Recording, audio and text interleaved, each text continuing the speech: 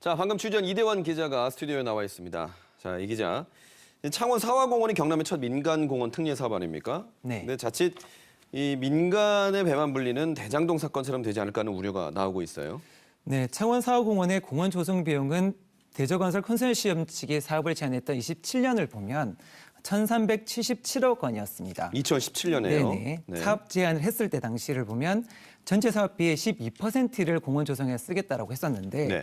앞선 리포트 보신 것처럼 창원시가 지난해 협약을 맺으면서 1,000억 원 정도를 공원 조성비를 깎아줬으니까 기존 12%에서 2.6%로 확 낮아지게 된 거죠. 이 때문에 사업 조성의 원래 취지인 공원 조성 사업이 아니라 아파트 장사로 변질됐다는 우려가 나오고 있습니다. 당장 이것만 봐도 공원 조성 사업은 아니고 아파트 조성 사업이다라고 지금 보여지는데 이 비슷한 시기에 창원 대산공원이 추진되고 있었어요. 거기는 맞습니다. 어떻습니까? 네, 창원 대산공원은 사화공원보다 8개월이 지난 2018년 5월에 사업자가 선정됐었는데요. 예. 협약 당시 공원 조성 비용을 보면 1,108억 원으로 전체 사업비의 13%, 지금까지 유지가 되고 있습니다. 네. 비슷하게. 사화가 2.6%인 것과 비교하면 차이가 큰데요.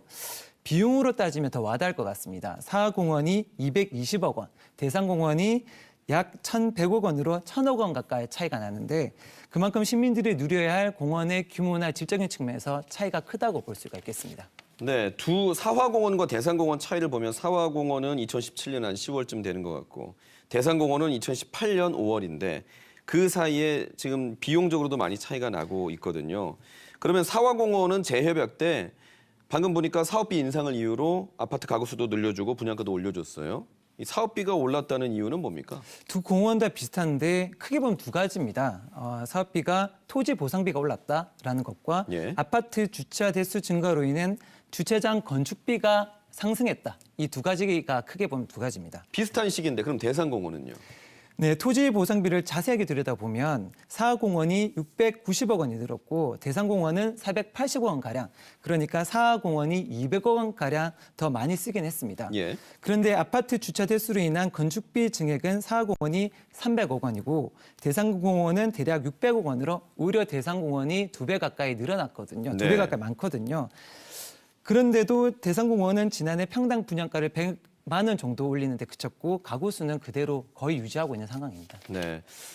지금 뭐 좀 전문적인 검증이 좀 필요하다는 생각이 드네요. 네, 사실 좀 어려운 부분이 있어서요. 예. 창원시의회가 이 같은 사화공원의 사업 조건 변경에 대해 100% 신뢰할 수 없다라고 하면서 제동을 걸었고 네. 창원시는 이 때문에 경남연구원에 재차 용역을 맡긴 상황입니다. 결과가 빠르면 이번 달 안으로 나올 것 같은데요. 이번 검증 결과가 뭐 진주라든지 양산이라든지 경남에 줄줄이 예정된 민간공원 특례 사업의 바로미터가 될 것으로 예상되고 있습니다. 용역 결과가 나오면 보도가 한 차례 더 있을 네, 맞습니다. 예정이겠죠? 알겠습니다. 오늘 소식 잘 들었습니다.